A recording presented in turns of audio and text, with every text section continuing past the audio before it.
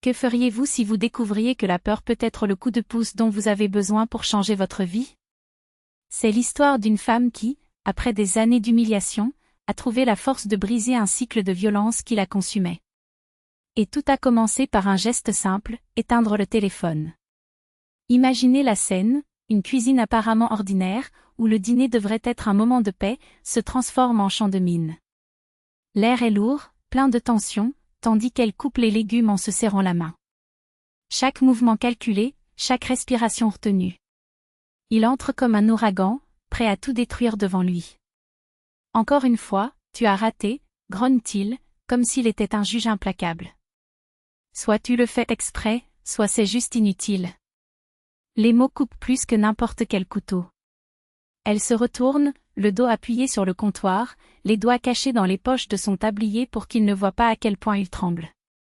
Oleg, je jure que je l'ai préparé comme toujours, murmure-t-il d'une voix si basse qu'on dirait un soupir. Mais il ne veut pas l'entendre.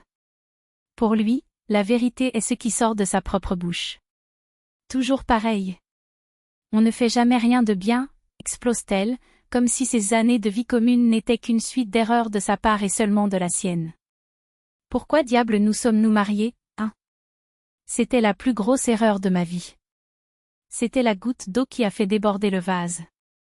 Jusque-là, elle avait enduré les cris, les accusations infondées, les nuits où elle dormait le cœur dans la gorge, en attendant le prochain accès de rage. Mais cette fois, quelque chose en elle s'est brisé. Il avançait comme un animal sauvage, ses doigts se refermant autour de vos cheveux avec une force qui vous arrachait les larmes aux yeux avant même la première gifle. Répétez ce que vous avez dit. Demande-t-il, son souffle chaud lui brûlant le visage. Elle essaie de se libérer, mais c'est trop tard. Le premier coup la frappe avec une précision cruelle, lui faisant basculer la tête sur le côté.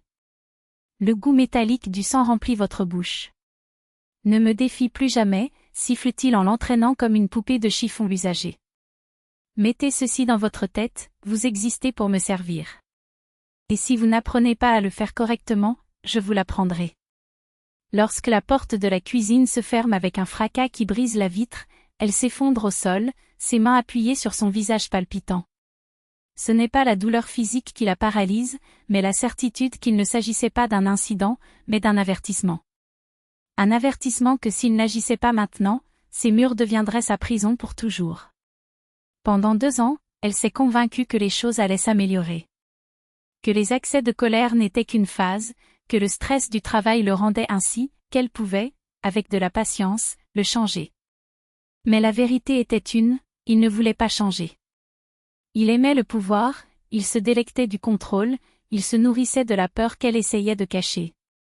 Et ce jour-là, il a prouvé qu'il n'y avait pas de retour en arrière possible. Il n'y avait aucune excuse. Il n'y avait plus de place pour les illusions. Le lendemain matin, alors qu'il partait travailler comme si de rien n'était, elle a agi. Des mains agiles jetaient les vêtements dans la valise sans ordre, sans précaution. Peu importe ce qu'il laissait derrière lui, seul comptait ce qu'il emportait avec lui, la chance de survivre. Il n'est pas allé chez sa mère, comme il l'avait d'abord pensé. Il regarderait là en premier, avec ce faux sourire et ses fleurs dans les mains, feignant le regret juste pour la ramener en enfer. Non, elle avait besoin de disparaître. C'est ainsi que, assise sur la banquette arrière d'un taxi, elle s'entendit demander au chauffeur, « Connaissez-vous un endroit où une personne pourrait rester, sans être retrouvée ?» L'homme n'a posé aucune question. Il hocha simplement la tête, comme s'il avait déjà entendu cette demande auparavant, et conduisit pendant plus d'1 heure jusqu'à s'arrêter devant une maison de ville discrète, presque invisible aux yeux de ceux qui ne savaient pas comment regarder. « Personne ne vous trouvera ici, » dit-elle tandis qu'une femme au sourire calme la conduisait à travers un couloir silencieux. Chaque chambre dispose d'une salle de bain privée et la cuisine est commune, mais si vous préférez l'intimité, nous pouvons vous apporter vos repas.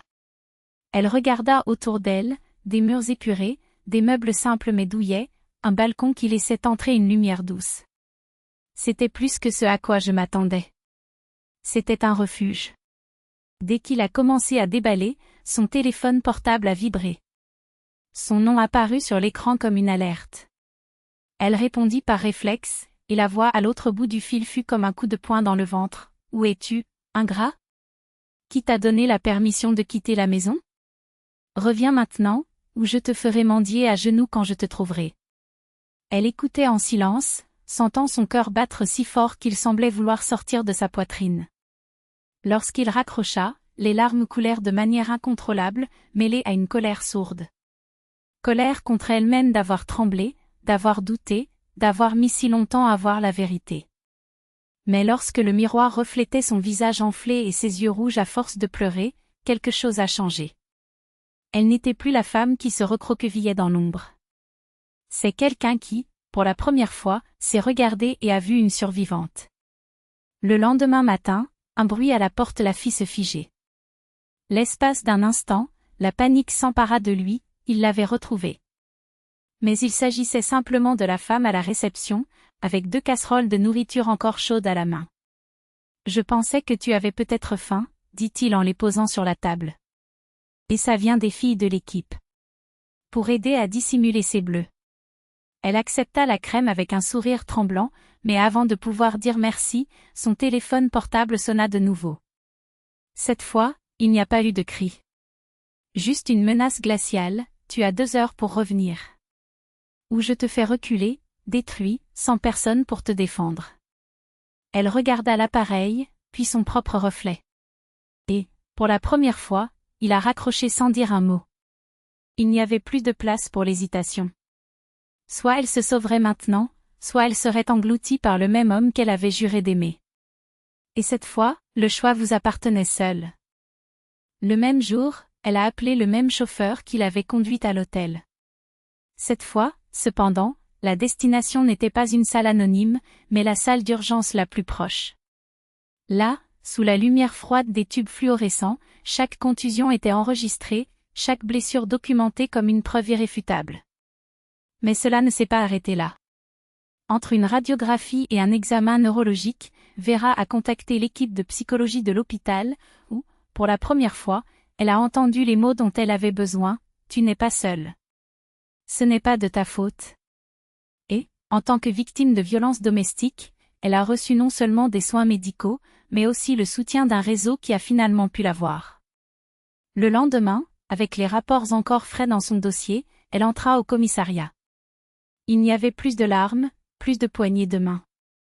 Juste une détermination ferme en remplissant le rapport de police, en joignant non seulement les certificats médicaux, mais aussi les copies de cette conversation qu'elle gardait comme un sale secret, des messages où Oleg l'humiliait, la menaçait, démantelait mot à mot son estime de soi. Lui, qui avait été appelé le matin même à témoigner, ne pouvait imaginer que la femme qui l'avait tant asservi serait sa ruine. Lorsque l'enquêteur fit glisser le dossier sur la table et le nomma accusé avec des accusations allant de blessures corporelles à des menaces graves, son visage se tordit d'incrédulité. Puis, en colère. Et c'est à ce moment-là qu'il a commis son erreur fatale. Devant le policier, Oleg a explosé. Il criait, insultait, appelait Vera tout ce que sa bouche pleine de haine pouvait exprimer. Chaque mot était un aveu tacite, chaque insulte une preuve supplémentaire de son caractère. L'enquêteur n'a même pas eu besoin d'insister, l'accusé lui-même, dans son manque de contrôle, a scellé le sort de l'affaire. Les témoins dans le couloir l'ont entendu. Le témoignage a été enregistré. Et quand le sou est enfin tombé, quand il a compris que cette femme, qui avait juré de rompre, le traînait maintenant en justice, il était déjà trop tard. Les mois suivants furent un tourbillon d'audience. Oleg, autrefois si sûr de son impunité, était désormais traîné de tribunal en tribunal, son arrogance remplacée par une sourde panique. Vera, à son tour, assistait aux séances avec un calme qui effrayait même les avocats.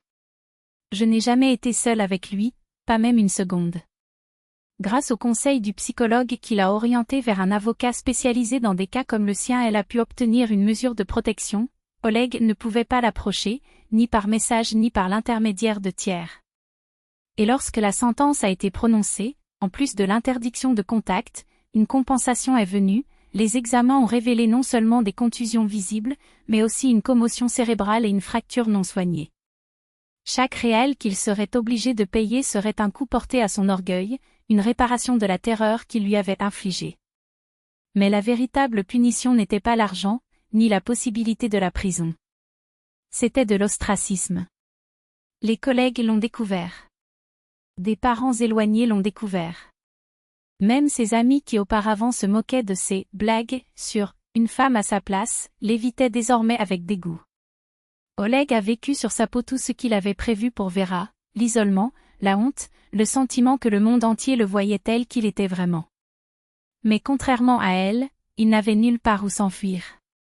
Quant à Vera, les bleus ont disparu. La peur, petit à petit aussi. Il continue à assister aux séances du psychologue, non pas par faiblesse, mais par force. Reprendre le travail sans regarder en arrière, dormir sans cauchemar, rire sans culpabilité, chaque petite victoire est un tournant. Parce qu'elle sait désormais que certaines histoires n'ont pas de seconde chance. Et le sien ne se répétera certainement pas. Et toi? Qu'est-ce que cette histoire a réveillé en vous? Colère, soulagement, espoir? Vos commentaires sont ce qui nous pousse à vous proposer davantage d'histoires comme celle-ci. Chaque like, chaque commentaire, chaque partage nous rappelle pourquoi cela vaut la peine d'écrire. Que votre journée soit aussi pleine de nouveaux départs que la sienne. Jusqu'à la prochaine fois.